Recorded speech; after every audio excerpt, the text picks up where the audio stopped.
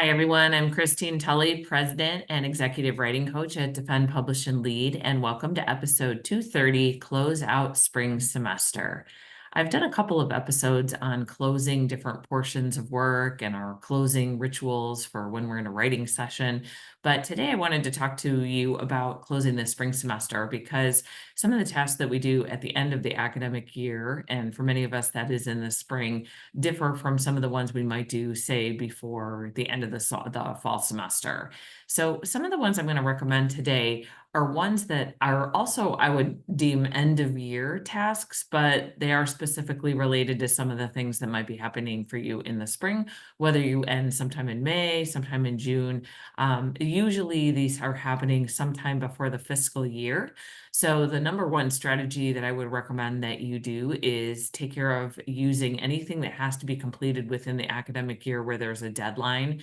Many of these types of things involve funding, for example. So if you still have some faculty development funds, you might want to use some of those funds to make sure that you're spending all the money that was granted to you by a certain date.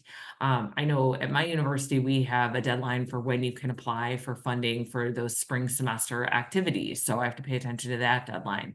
Other deadlines, though, that are coming to pay attention to for me and maybe for you, there sometimes are end of year reports, or you have to put in your yearly progress report or productivity report. Some of you on the tenure track might have a deadline to do something like that. You might have some assessment tasks that might be completed. So anything with a deadline would be the number one thing that I would say close out for spring semester, partially because you're either leaving money on the table or there's going to be some kind of repercussion because you didn't do whatever the thing is. So that would be the number one thing. These other things are things that I try to do in the spring to make sure that I don't start the next academic year in the fall with just some loose ends. So one of the things I try to do, I don't always succeed in getting it all done, but I do try to move anything that was temporary that was related to a spring class on my desktop to an appropriate folder, or I delete it.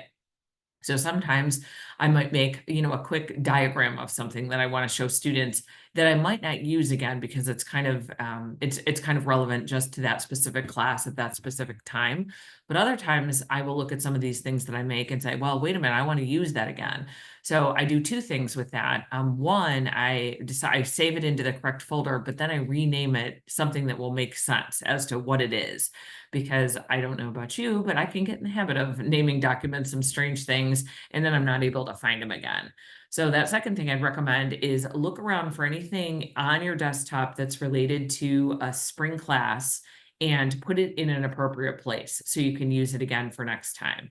Another thing that you can do related to that with physical things, if you're using any kind of physical books or articles, occasionally I'll have some of these like laying around on my desk. I will sometimes decide what I'm doing with them. So if it's a book, I'll say, am I using this book again? Do I need it right now? Can I stick it back on the bookcase? Articles, I do print out articles from time to time. One of the things I'll do with those is just take a scan through and decide, do I need these again for any reason? And sometimes, even if I do, I'll say, can I get this article again if I really need it?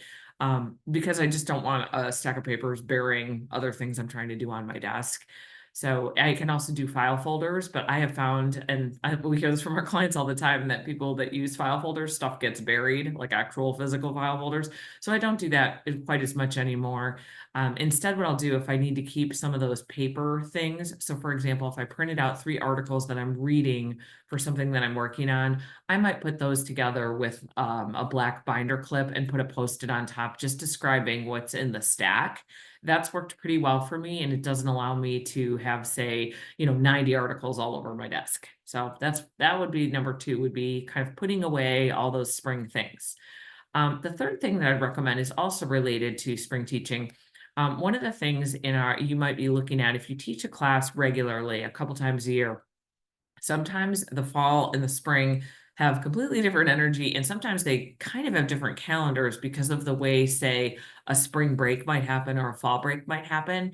And so for me, even if I teach a class every semester, sometimes I do better if I'm using a fall class from the year before to copy over into a new fall class if I'm doing a course management system versus trying to make a spring class customized to meet a fall schedule.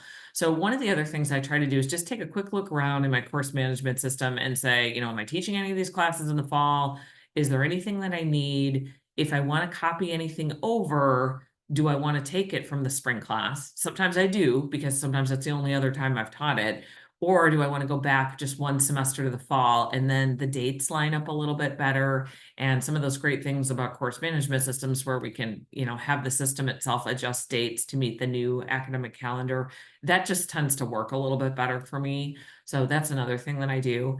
Another thing that I will do too is if I have a class that I'm teaching in the fall that I've taught in the spring, and I remember that there's something that didn't really work out well in the spring, I will make a note in my fall syllabus just to say, hey, this is a thing that you got to adjust. That doesn't mean I'm working on those fall classes. So this is something that I get questions about all the time, about working on things for fall. And I know some faculty really like to work through May, get their fall set up, and then they take their summer. I tend to be the opposite. I tend to say I don't actually prep for any fall classes until August 1st. Partially that's because I never, well, I shouldn't say I never, but there's sometimes I don't know if a class will make for whatever reason. Sometimes I don't know that I'll be the one teaching it, even if it does. So for me, I usually wait till August 1st, but what I do is I will look in notes and things where I've kept maybe some notes on my phone and some other places about classes. And that is another thing that I will do all at one time. So another thing I'd recommend is just making a quick little file folder on your desktop that says something like fall class prep. And so if I come across any good articles in the summer, or I've got, some really good ideas for class, I will throw them all in there, but I don't even open that folder till August 1st so I can take a break. And then the last thing that I would recommend doing as you close out your spring semester is to take a quick look at your CV.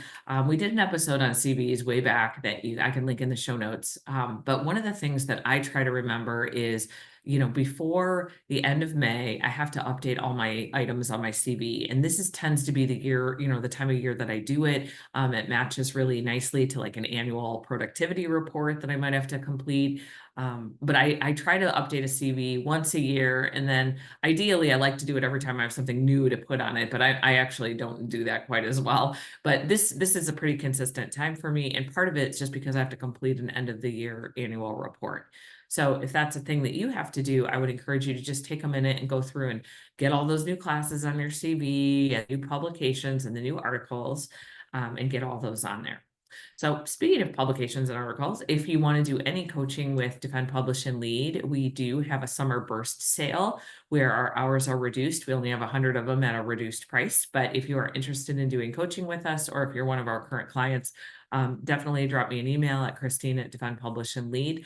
Also, if you haven't checked us out before and you're looking to talk through a project, or you want to get your writing on track for the summer or do some planning for fall, at Defend, Publish, and Lead, there is a button where you can contact us and reach out for a 30-minute consultation for free. You also, even if you've talked to us before, if you want to drop us an email and let us know something that you need help with, we're always looking for ideas for episodes, and we do some quick advice over email as well. Happy writing this week.